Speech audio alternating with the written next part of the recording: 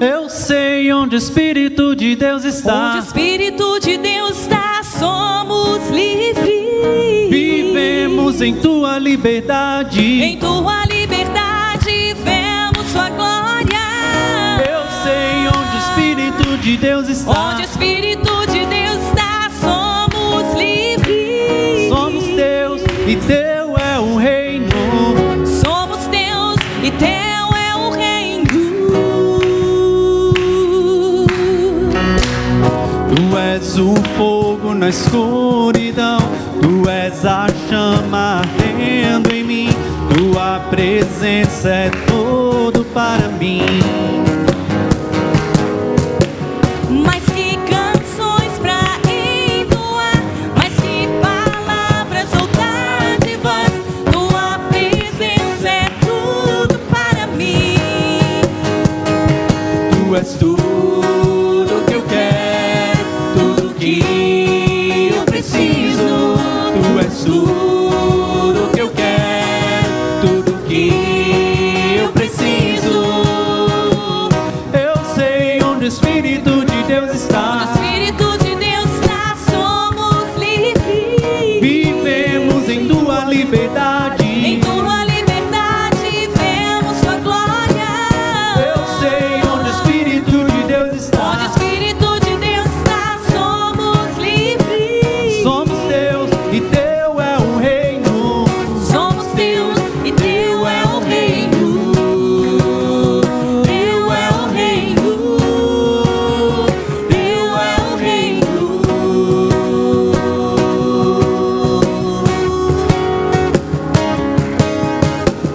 Atraia-me ao teu amor, leva-me aonde está. Tua presença é tudo para mim. Tu és tudo que eu quero, tudo que eu preciso. Tu és tudo que eu quero, tudo que eu preciso. Eu sei onde o Espírito de Deus está. Onde o Espírito de Deus está, somos livres. Vivemos em tua liberdade. Em tua liberdade vemos sua glória. Eu sei onde o Espírito de Deus Onde o está. Espírito de Deus está, somos livres. Somos teus e teu é o reino. Somos teus e teu é o reino. Teu é o reino. Teu é o reino.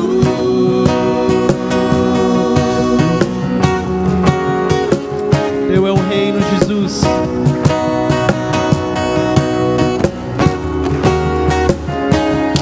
Tu és tudo que eu quero, tudo que eu preciso. Tu és tudo que eu quero, tudo que eu preciso.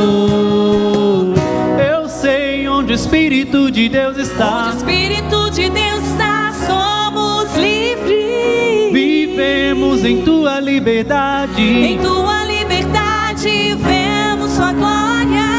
Eu sei onde o Espírito de Deus está. Onde o Espírito de Deus está, somos livres. Somos teus e teu é o reino. Somos teus e teu é o reino. Teu é o reino. Teu é o reino.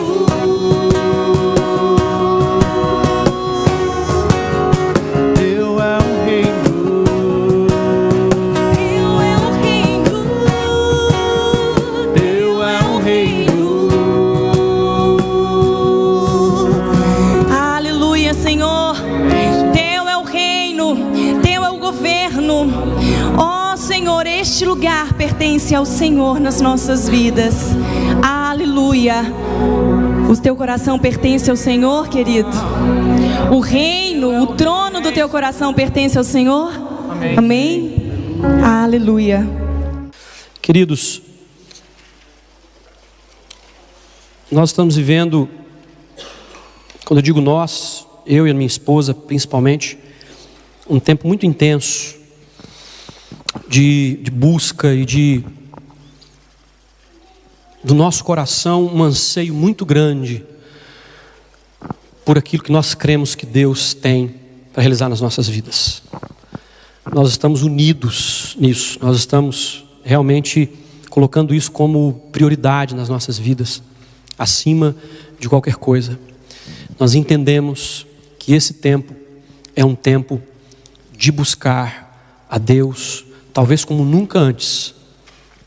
E esse tempo, querido, tem sido um tempo muito importante, porque tudo que nós temos vivido no último 1 ano e pouco, nós entendemos que vai culminar em alguma coisa, que vai nos levar em direção a alguma coisa que é o centro da vontade de Deus. E nós estamos muito interessados que isso aconteça, muito interessados que Deus realize a sua vontade na nossa vida e através da nossa vida. E cada momento que eu tenho vivido nesse último tempo especificamente, ao lembrar dos irmãos, ao orar pelos irmãos, pela igreja, não existe outro clamor no meu coração, a não ser o que nesse tempo nós experimentemos mais do Espírito Santo de Deus. Eu estou convicto de que a nossa vida cristã precisa melhorar, precisa progredir, precisa funcionar. A verdade das Escrituras precisa estar viva em nós e através de nós. E se não for pelo Espírito Santo de Deus, isso não vai acontecer. Não é pelo conhecimento, porque os fariseus tinham conhecimento da Escritura, mas nem assim eles se aproximaram de Jesus. O próprio Jesus diz isso no Evangelho de João, dizendo: vocês, fariseus, examinam as Escrituras, porque vocês creem que nelas está a vida eterna, e elas falam de mim, mas vocês não querem vir a mim para terem vida. Ou seja, aqueles homens estudavam as Escrituras, conheciam as Escrituras, mas não queriam se aproximar de Jesus. Eles não queriam. Então não é o conhecimento escriturístico, não é o conhecimento da palavra que vai fazer com que ela viva em você, que ela seja praticada por você, que ela se torne o seu modo de vida. Não é. Eu sei que tem gente que tenta fazer isso por osmose, né? Vai tentar ler a Bíblia de noite, né? Acaba adormecendo, né? E faz contato com a Bíblia e pensa que vai ser pelo contato que vai passar, né? Eu acho que você já deve ter percebido que não adianta. A única coisa que você vai ter é a Bíblia amassada, talvez babada, né? Mas nada de efeito dentro de você.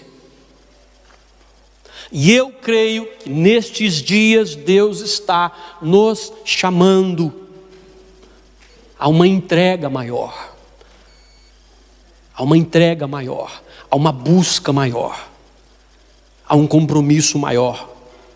E eu digo que não apenas, como foi dito na semana passada, a uma volta ao seu primeiro amor, mas muito mais do que isso. Eu creio que Deus quer nos levar a uma profundidade que você ainda não foi. E eu não estou falando de profundidade para dizer assim, profundidade, né, das riquezas, do conhecimento da glória de Deus, e você fica um cara profundo, né, um cristão cheio de conhecimento. Não nesse sentido. Eu estou falando de profundidade de relacionamento com Deus, de relação com Deus, uma relação inabalável.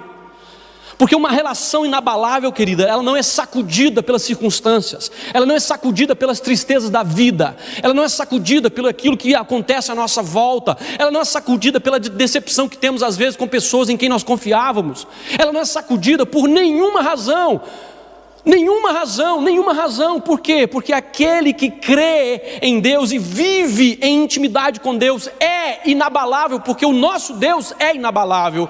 E Ele, vivendo em nós, habitando em nós, nos torna inabaláveis. Não significa que você vai ser um robô que não vai ter sentimento, não é isso. A gente confunde às vezes, a gente pensa que a gente vai ser igual o super-homem, né? Que nada atinge a não ser a criptonita, né? Nada atinge.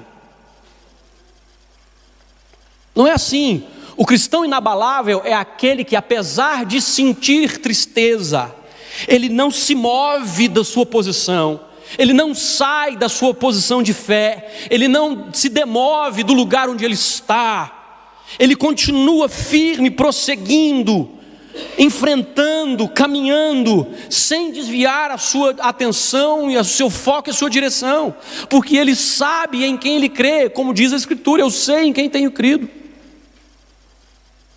O próprio apóstolo Paulo disse isso: eu sei em quem tenho crido. Eu não tenho uma fé vazia qualquer, eu sei em quem tenho crido. Também sei que Ele é poderoso para guardar o meu depósito. Como nós precisamos, queridos, disso. Agora, nós precisamos entender que a comunhão com Deus, ela se dá principalmente através do Espírito Santo.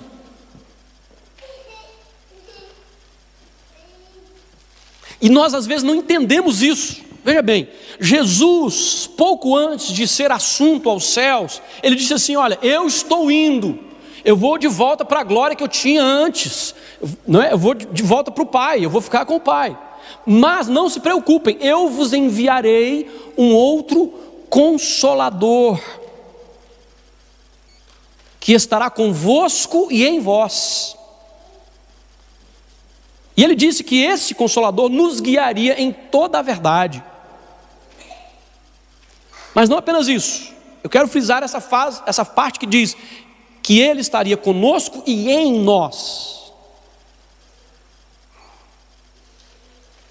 Cristo habitando em você é através do Espírito Santo. Cristo habita em você através do Espírito Santo. É o Espírito Santo que faz a presença de Cristo real dentro de você. É Ele que glorifica a pessoa de Jesus, é Ele que demonstra o caráter de Jesus em você. É o Espírito Santo que nos foi dado a todos aqueles que creem.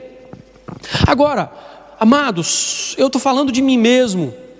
Como nós ignoramos a pessoa do Espírito Santo?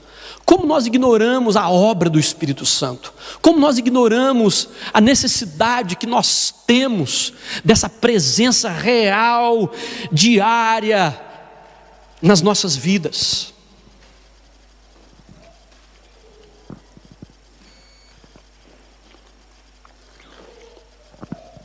É como muitas vezes se ele nem mesmo existisse, a não ser em algumas canções, em alguns momentos. A gente se comunica tanto com o Pai, Deus Pai, a gente fala tanto com o Senhor Jesus Cristo, e a gente dá pouca bola para o Espírito Santo. Há algumas pessoas que têm um pouco de aversão ao pentecostalismo exagerado, e às vezes por causa disso também fica meio, já de pé atrás, não quer muito essa história de,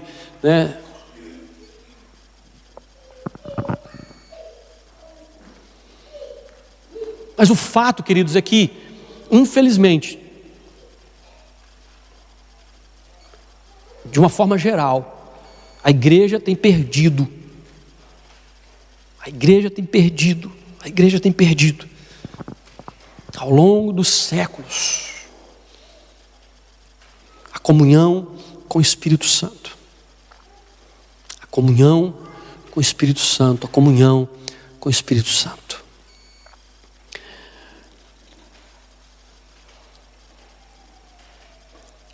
E às vezes nós não entendemos por que o nosso cristianismo muitas vezes não funciona.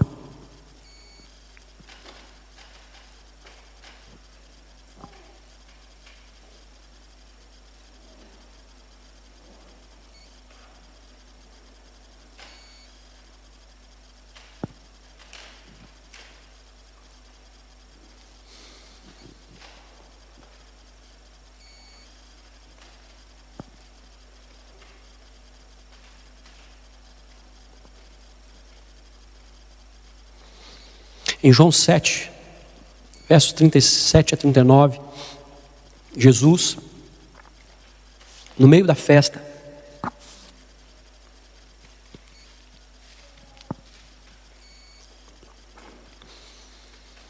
se levanta no meio de todo mundo, diz assim: no último dia, o grande dia da festa, Jesus pôs-se em pé e clamou dizendo: se alguém tem sede, venha a mim e beba.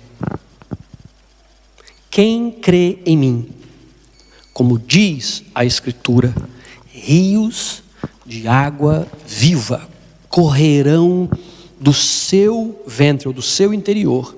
E isto disse ele do Espírito que haviam de receber os que nele crescem, porque o Espírito Santo ainda não fora dado, por ainda Jesus não ter sido glorificado.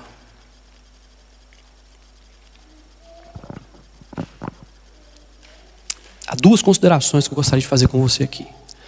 Primeiro, Jesus disse: se alguém tem sede, se alguém tem sede. Acredito que uma das piores coisas que pode acontecer na vida de um cristão é quando ele deixa de ter sede das coisas de Deus. Quando ele deixa de ter sede pela presença do Espírito de Deus. Quando ele deixa de ter sede pela palavra. Quando ele deixa de ter sede pela comunhão. Quando ele deixa de ter sede por tudo aquilo que vem de Deus. Porque isso significa que a apatia chegou, que a religiosidade chegou. Significa que essa pessoa está em uma posição muito perigosa. Muito perigosa. Há uma advertência no livro de Apocalipse que diz: olha, ou você é frio ou você é quente. Morno não dá. Vida cristã meia boca, mais ou menos, não dá. Ou você é ou você não é. Ou você é intenso, ou você não é nada. A Escritura diz, porque Jesus falando, Deus falando, dizendo: olha, porque você é morno, eu estou a ponto de vomitar-te da minha boca. Significa que existe uma intolerância da parte de Deus com cristão meia boca. Com gente que deveria estar caminhando mais, que deveria estar de uma forma mais intensa diante de Deus, com convicção, com sinceridade, com busca, mas está lá, entra ano, sai ano, com a vidinha do mesmo jeito, não muda nada, às vezes muda para pior. A pessoa não tem mais a mesma sede, a mesma fome, e não considera isso, e não olha para si mesmo e percebe que tem algo errado, que precisa fazer alguma coisa, que algo tem que ser feito. É como Sansão, que quando perdeu, porque brincou com as coisas de Deus, considerou as coisas de Deus menores, sem importância. O símbolo da intimidade, da comunhão, da aliança de Sansão com Deus, que era o cabelo grande, foi cortado, porque ele deixou, porque ele brincou com as coisas sérias. A Escritura diz que ele acordou e foi para cima dos seus inimigos, e não tinha percebido que a unção, que o Espírito de Deus já não era mais com ele. Esse é o símbolo, querido, da pessoa que entra nessa frieza, que entra nessa condição de morbidez, de inércia, e não admite, não percebe, não olha para dentro de si e vê que existe algo faltando, que algo precisa ser movido, que precisa tomar decisões. E olha, querido, eu sei que não é fácil, eu já passei por crises na minha vida. Eu me converti há muito tempo atrás, aos 14 anos de idade.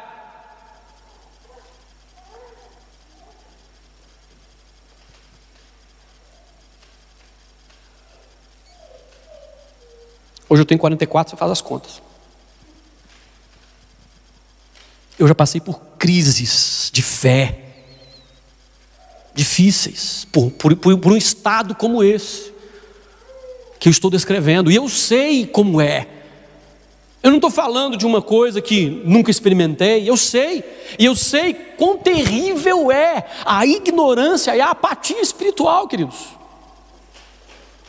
É como se aqui você até ouvisse, quando ouvia uma palavra assim, mas não mexesse nada dentro de você, nada faz sentido dentro de você, não existe ânimo, não existe vontade, não existe querer. E é por isso que Jesus é muito categórico: se alguém tem sede. O primeiro requisito para a gente beber do Espírito Santo, para a gente ter essa fonte que salta para a vida eterna, esses rios de água viva dentro de nós, é sede. É sede por Jesus, é sede pela presença de Jesus, pelo amor, pela graça, pela comunhão com Ele. É sede real, sede verdadeira, que nos leva a uma atitude. Quando você tem sede, o que você faz? Não, você fica assim: ai, que sede, ai, que vontade de tomar água, mas ninguém me dá água para beber. Ai, eu estou morrendo de sede. Tem cristão que vive assim: pastor, preciso mesmo fazer alguma coisa, minha vida precisa mudar, pastor. O que ele está dizendo? Estou com sede. Está dizendo: estou com sede. Eu entendo, eu reconheço que tem alguma coisa, mas daí a ele se levantar, ir lá, abrir a geladeira, pegar aquela água geladinha, né? E é outra história. Então não adianta. Aquele que tem sede, ele faz o que? Ele dá o segundo passo que Jesus disse: se alguém tem sede, venha. Não adianta você ficar com sede e ficar então reclamando da sua sede, reclamando da ausência do Espírito, reclamando da vida apática, reclamando das coisas que não fazem sentido para você. Aí entra um negócio terrível que tem acontecido. Eu tenho notado isso, queridos, e eu tenho, com a graça de Deus, tentado me policiar também. Como que o cristão vazio do Espírito fica crítico? Critica tudo, critica todos, critica as igrejas, critica os pastores, né? Começa a achar que não existe lugar para ele, que não tem igreja que presta, né? Só vê defeito, só vê coisa ruim. Não sei se talvez até mesmo seja por causa da sua apatia, tentando arrumar uma desculpa para depois dizer assim: eu tentei, mas aquela igreja lá, o pessoal cantava alto demais, aquela outra o pessoal cantava baixo demais, nessa outra o pessoal batia palma demais, eu batia palma de menos, nessa daqui o pessoal, o culto era muito longo, nessa aqui o culto era muito curto.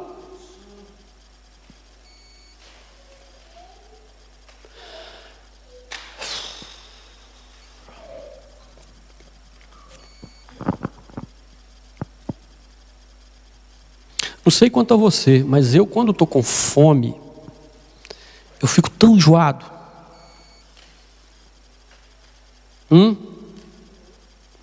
Tem alguém aqui que fica de boa quando está com fome? Você está com fome e está assim, legal, não, cara. Eu fico a irritação, eu fico o terror.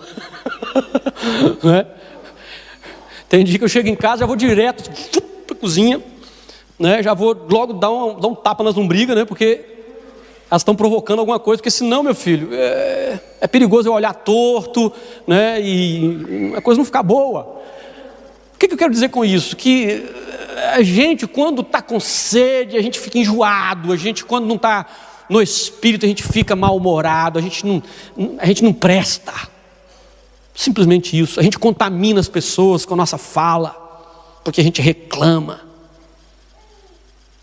porque a gente fala mal, porque a gente está descontente. Na verdade, esse descontentamento não é com o que está lá fora, é com o que está dentro, mas a gente não admite isso, a gente não fala isso para nós mesmos, é só para fora. E fica fingindo que está tudo bem, empurrando para lá. Por quê, queridos? Porque olhar para dentro custa. Olhar para dentro, quando você olha para dentro, você tem que encarar a verdade, e aí não tem jeito, ou você admite e fala assim: é assim que eu vou ficar, e fala para Deus: ó Deus, muito obrigado por tudo que o Senhor fez por mim, mas eu não quero, estou rejeitando. Ou você se posiciona de verdade, dá um jeito, vai no banheiro, lava a cara, dá uns tapas, né, para ver se acorda. Estou usando linguagem figurada, né, gente? Se você fizer isso, é por sua conta. O que eu estou querendo dizer? Que às vezes nós precisamos ser sacudidos, queridos. Nós precisamos de choque de realidade. E eu entendo que é por isso que muitas pessoas não gostam da minha esposa. Eu quero ser bem direto com vocês aqui com relação a isso. A minha esposa tem algo que é de Deus. Ela não tem medo de dizer a verdade.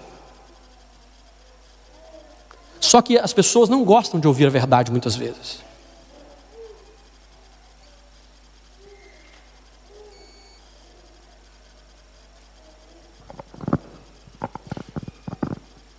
Elas preferem as pessoas que sorriem, dão tapinhas nas costas, e na hora que a pessoa vira, fala mal.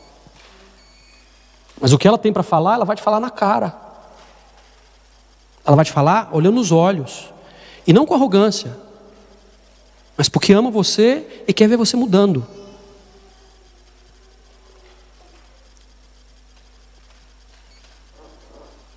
Só que ela é incompreendida. Eu estou dizendo isso porque eu mesmo, agora, depois de 17 anos de casado, é que a coisa está começando a... que eu estou aprendendo, que eu estou entendendo que isso é um dom, isso é uma virtude. Como nós precisamos disso, queridos? Choque de realidade. Aí quando alguém chega, alguém sincero chega e te dá um choque de realidade, você emburra, vira a cara, né? E rejeita a verdade, porque você está falando que aquela pessoa... Você inventa um monte de desculpa, né? Você vai achar o defeito dela, você vai... e você? Não é assim que a gente faz? Quem é fulano para poder falar assim comigo? Para botar o dedo na minha ferida? Porque na verdade a pessoa não quer admitir que está errado, que precisa de mudança. Mas não se esqueça que a Escritura diz: leais são as feridas feitas pelo que ama, mas os beijos de quem odeia são enganosos. Oh, queridos, que texto maravilhoso, né? No papel. Porque na hora que alguém que te ama bota o dedo na ferida e fala assim: você precisa mudar isso na sua vida, essa atitude que você está tendo é errada, essa maneira que você está vendo está errada, essa forma que você está falando está errada, essa forma que você está conduzindo está errada. Aí você espinha, você espeta, você não entende que aquilo é amor. Ou às vezes pode até entender, mas não aceita.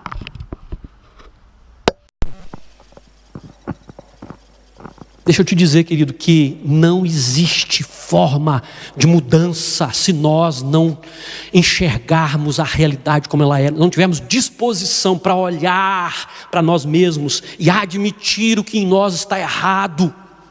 O próprio salmista disse isso. Sonda-me, ó Deus, e me conhece. Por que ele está fazendo essa oração? Porque às vezes nós olhamos, fazemos vista grossa, olhando para nós mesmos. Nós somos complacentes consigo mesmos. É preciso de alguém que venha de fora e fala: irmão, é isso, é assim, é desse jeito. Mas nós, queridos, precisamos ser humildes para aceitar. Nós precisamos ter coragem para mudar. Quem não tem coragem para mudar, é por isso que muito casamento vai por água abaixo. Geralmente é assim, porque um tem coragem de falar o que sente, o que entende, e o outro não aceita, porque às vezes o que essa pessoa sente e tudo mais vai contra, ou vai apontar os defeitos, e vice-versa, né? É um vice-versa. E enquanto não existe maturidade para essa comunicação acontecer de forma equilibrada e amorosa, queridos, não adianta. É igual o jogo de ping-pong. Pá.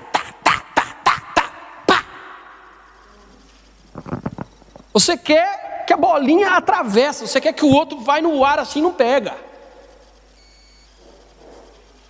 Talvez até ainda ri da cara dele, né? pegou.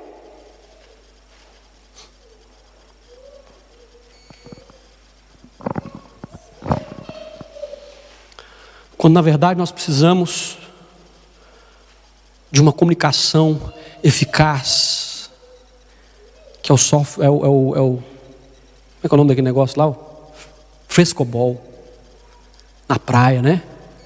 Que é aquela raquetona com aquela bolinha de borracha, aí você joga assim, você facilita para o outro pegar, Wesley. A comunicação tem que ser assim, você facilita, assim, ó. E sabe o que acontece? Quando você não consegue, às vezes você pisa na areia, né? Alguma coisa circunstancial, você joga. Aí o que você fala? Foi mal. Desculpa. Não foi minha intenção. Eu queria acertar, mas não acertei. Não tem problema não. Vai lá correndo a bolinha, né? Pega a bolinha. Vamos voltar para o nosso jogo. Que bom.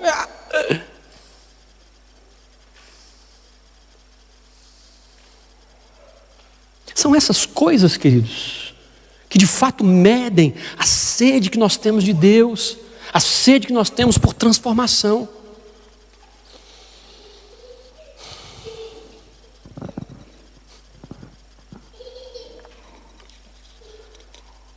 Eu fiz um apanhado de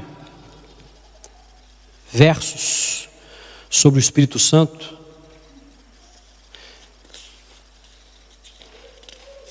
que tem 4 páginas, que eu não vou ler com você.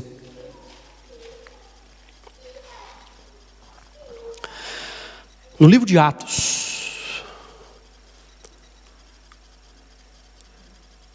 os versos que falam especificamente do Espírito Santo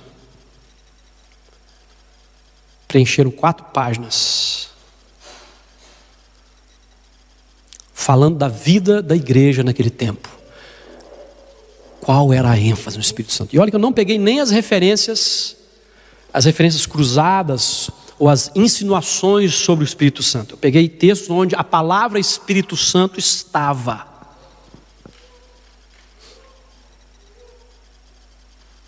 Que indica quanto nós precisamos fazer dessa ênfase a nossa ênfase. Teve um que ouviu o Espírito Santo dizer para ele: vai lá, sobe naquele carro e fala para aquele cara.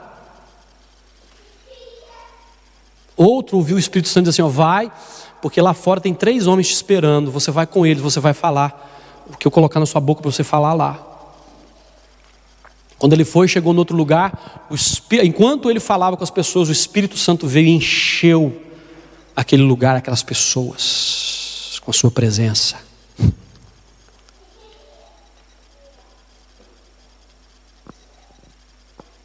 Em outro, nós encontramos alguém orando, impondo as mãos sobre as pessoas, e aquelas pessoas recebendo o Espírito Santo,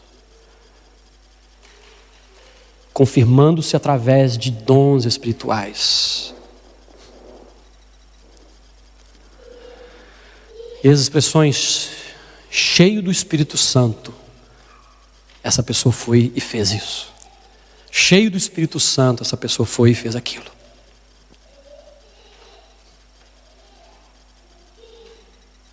Quando eu olho para a minha vida, quando você olha para a sua vida, o que nós enxergamos? Nós encontramos isso. E cheio do Espírito Santo, foi levado a falar isso. E cheio do Espírito Santo,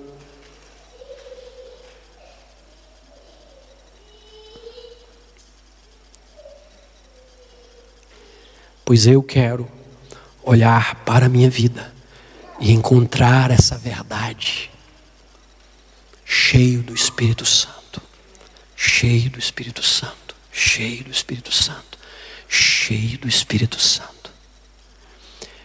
Querido, eu quero falar ao seu espírito, eu quero falar ao seu coração, eu quero falar à sua mente, que essa palavra traga inquietação dentro de você, e uma busca por mais de Deus, e um desejo por mais do Espírito de Deus.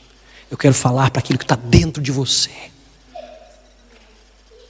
Este Espírito é para você, o Espírito Santo é para a sua vida.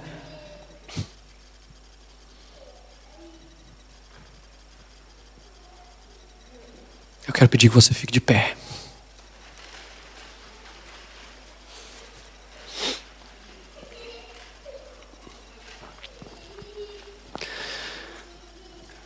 Sabe qual que é o meu sentimento agora, nesse exato momento?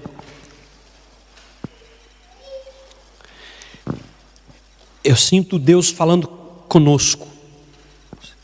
Eu tenho muito que falar com vocês, mas vocês não podem suportar.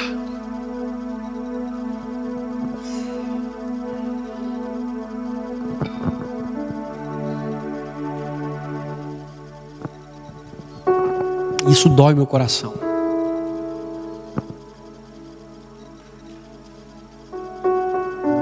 Porque a grande maioria de nós aqui não é mais bebê na fé. A maioria de nós aqui tem mais de 4, 5 anos de caminhada.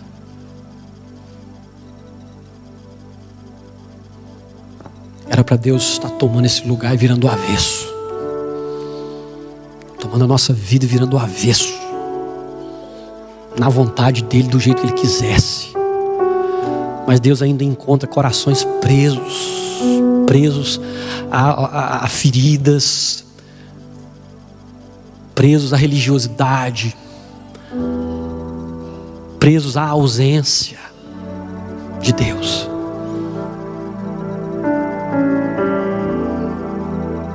Oh, querido, se você tem sede, dá um passo. Fala com Deus, muda a sua vida. Muda a sua rotina diária. Vai buscar, vai orar, separa tempo para buscar, para orar. Se está difícil, procura um irmão, pede ajuda, pede oração. Mas faça alguma coisa. Faça alguma coisa. Clame a Deus por renovação, clame a Deus por restauração, clame a Deus por transformação na sua vida, clame a Deus por um toque sobrenatural, clame a Deus, clame, mas não fique da mesma forma, não aceite, porque esse não é o plano de Deus para você, uma vida vazia. Deus deseja algo muito maior do que o que você imagina, mas que só pode ser revelado a você pelo Espírito Santo. Não é isso que diz a Escritura? Nem olhos viram, nem ouvidos ouviram, nem subiu ao coração do homem aquilo que Deus tem preparado para aqueles que o amam. Mas o Espírito Santo nos revelou, ou Deus nos revelou pelo seu Espírito. A revelação do céu e das coisas que Deus tem para você é pelo Espírito Santo. Mas se você não tem comunhão com Ele, como que vai acontecer? Então eu estou te chamando, e eu creio que Deus está nos chamando para esse tempo de uma busca maior, de uma intensidade maior. E eu vou deixar que você, em alguns instantes agora, ore. E você diga isso para Deus: Deus, eu quero, eu tenho sede, Senhor. Eu estou me levantando agora, eu estou tomando um passo agora, eu estou fazendo algo agora, me entregando em nível mais profundo. Deus, vem, arrebenta comigo se for necessário, quebra, Senhor, me faz admitir. Deus, me leva a enxergar os meus pecados, os meus erros, o meu coração duro, Senhor, e quebranta e quebra, faça o que for necessário. Mas eu quero, eu preciso desse retorno, eu preciso da tua unção, eu preciso do teu Espírito, eu preciso desse mover dentro de mim. A minha vida não está bem, eu preciso. Olha agora, entre você e Deus,